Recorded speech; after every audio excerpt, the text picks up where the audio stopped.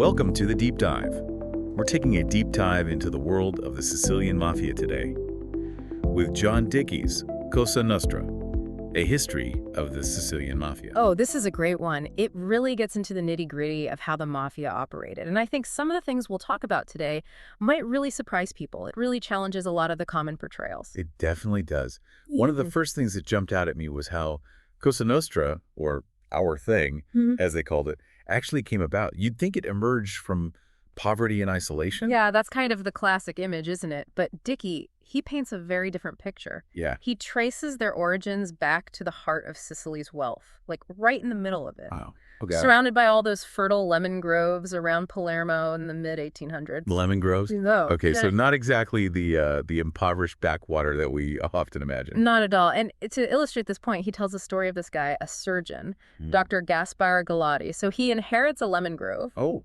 And he finds himself targeted by these early mafioso. Oh. He becomes a victim of extortion and violence. Okay, so this is how... Yeah, it really shows how they kind of established their grip on this surprisingly lucrative industry. Through intimidation, yeah. Through violence and intimidation, exactly. Wow. And it's really interesting because, you know, lemons, it sounds simple. Right. But it was a really sophisticated industry back then with these complex supply chains and international trade. Right, right. I mean, it was big business. Huge business. So the Mafia saw an opportunity. They weren't born from desperation, but from this desire to exploit existing wealth and power structures. So it's more about opportunity than it is about like a lack of something. Exactly. And that understanding, seeing them as a product of opportunity, it's key to really grasping their whole history, I think. Yeah, it's a real paradigm shift. It definitely changes how you view them. Yeah. And speaking of misconceptions, Dickie also dives into the origin of the word mafia. I found that really interesting. Oh, yeah. This is where things get kind of murky, I guess you could say. So the term mafia, it wasn't actually used by the criminals themselves, at least not at first. It was actually a label used by government officials. Oh, really? Yeah, they would use it to describe, like, a perceived criminal element in Sicily. So almost like a blanket term. Kind of. Interesting. And, you know, they use it pretty loosely, almost as a catch-all for anyone opposing the government. Oh, wow. So anyone who kind of bucked the system. Exactly. And this really played right into the hands of the actual mafia. It allowed them to adopt this label and use it to their advantage. So they co-opted the term. Interesting. They spun this whole narrative about being victims of misrepresentation. They used it for propaganda, essentially. It was pretty clever. They took the government's own language and used it to their benefit. Wow. It helped them gain some sympathy, and at the same time, they tightened their grip on Sicilian society. So their image was shaped by forces outside of their control. It's fascinating, isn't it, how perception plays such a role? Absolutely. Now, once they had this identity, they developed these rituals to bind their members together. Pretty disturbing stuff, actually. Yeah, Dickie goes into some detail about the blood oath. That's intense. Imagine this, a sacred image, smeared with the initiate's blood and then set on fire as they swear their allegiance. Lifelong allegiance, by the way. Oh, wow. It's like something out of a movie. It's such a powerful image, and the physical commitment combined with the religious symbolism, it's chilling. Right. And that was just one part of their system of control. They also relied heavily on omerta. The code of silence. Exactly. Silence. And that code, you know, it was tied up with Sicilian values like family and honor and loyalty, but it was twisted to serve their criminal ends. So it's like they took these positive values and warped them, essentially. They exploited existing cultural norms, and that's what made them so difficult to combat because they weren't just outsiders, you know. They were embedded in the fabric of Sicilian society. A much more insidious form of control. Now, Dickie also addresses how early criminologists viewed the mafia. There were some interesting misconceptions there, weren't there? Yeah, they often portrayed them as this sort of primitive throwback, you know, almost a relic of a bygone era. Oh, interesting. Which wasn't accurate at all. And it actually worked out well for both the mafia and corrupt officials because they could downplay the true sophistication of the organization. That allowed them to fly under the radar. Exactly. They were underestimated and dismissed by those in power. And to show just how wrong this perception was, Dickie introduces us to this guy, Don Raffaele Palluzzolo. Okay. Powerful mafioso.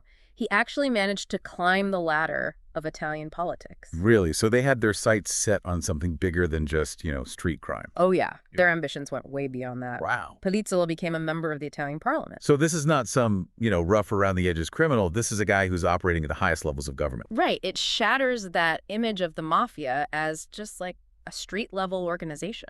It shows how good they were at adapting and thriving within the system.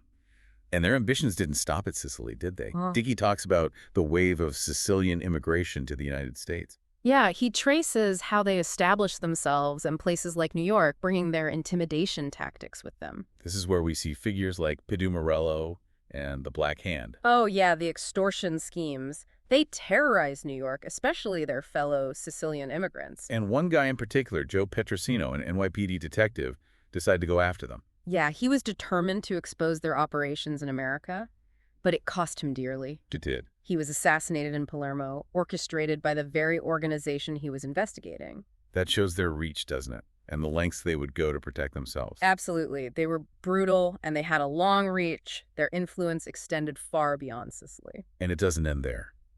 Dickie takes us back to post-World War II Italy and what he calls the sack of Palermo. Oh, yeah. This was wild. A time of just rampant corruption and illegal construction. The mafia and their political allies, they made a fortune off of it. It was like a free-for-all. Guys like Vito Santamino and Salvo Lima, they completely exploited Palermo's booming real estate market. Right. It was concrete politics, as they called it. Yeah, they were awarding contracts to mafia-connected businesses, devastating Palermo's urban landscape. All for personal gain. Yeah. And it really set the stage for the violence and power struggles that came next. It did. But that's a story for the next part of our deep dive. So we left off talking about the sack of Palermo. This wild period of corruption really set the stage for some major upheaval within Cosa Nostra. Right, because it wasn't just about making money. This is about who had the power. Exactly. And that brings us to the first Mafia War. Which wasn't just a little disagreement, was it? Oh, no. This was a full-blown war, a fight for control of the heroin trade. And that was big business, obviously. Huge. And Dickie throws us right into the middle of it. We meet guys like Angelo La Barbera and the Greco family. Ruthless. Each one wanting to be top dog. Exactly. And they didn't care who they had to take out to get there. So lots of violence. A bloodbath.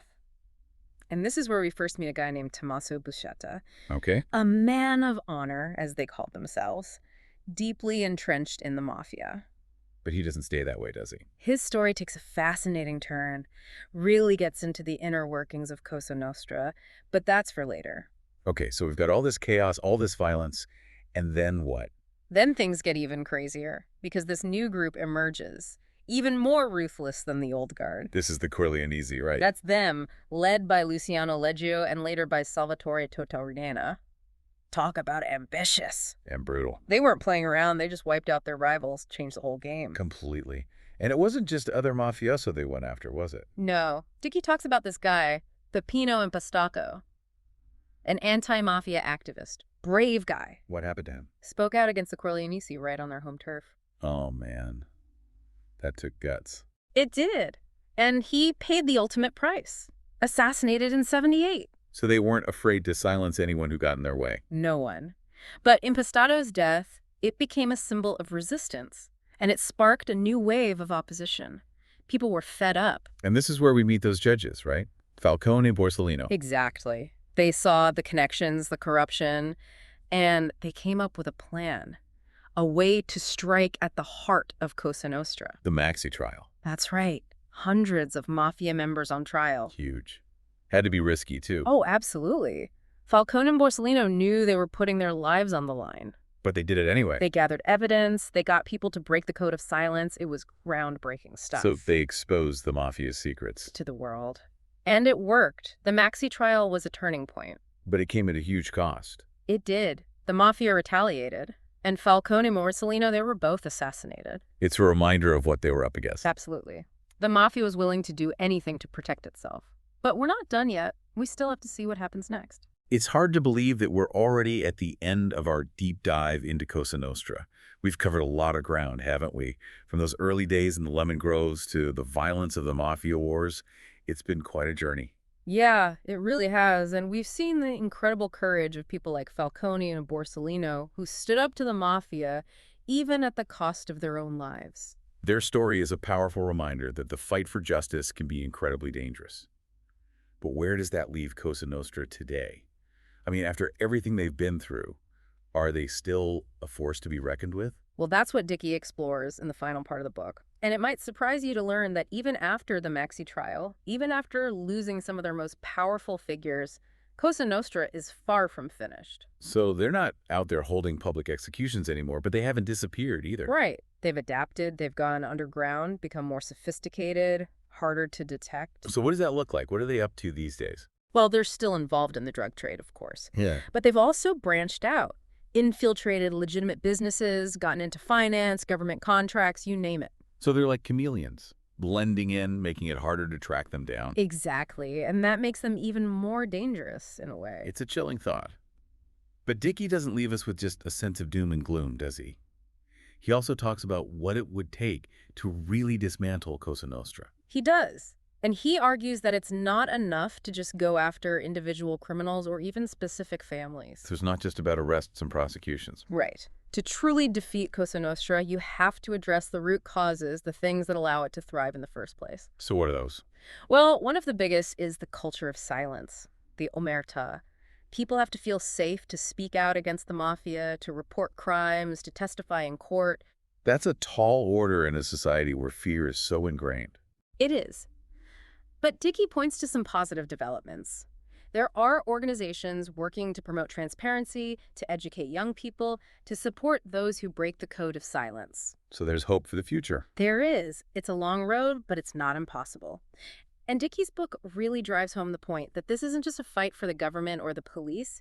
It's a fight for everyone who wants a just society, a society free from the grip of organized crime. And it's a fight that's been fueled by the bravery of so many individuals, like Peppino Impastato, who we talked about earlier. He was an inspiration to so many. He was. And there are others, too. Business owners who refuse to pay protection money, ordinary people who speak out against injustice. They're all part of this movement for change. It's about breaking the cycle of fear and showing that the mafia doesn't have absolute power. You got it. And Cosa Nostra, it really gives you a much deeper understanding of all of this, the history, the evolution, the challenges, the hope. It's a must-read for anyone who wants to go beyond the surface and really grasp what the Sicilian Mafia is all about. And for our listeners who want to take that deep dive, you can find an affiliate link to purchase the book in the episode description. It's an incredible read, full of insights and stories you won't find anywhere else. And on that note, we'll wrap up this deep dive into Cosa Nostra. Thanks for joining us.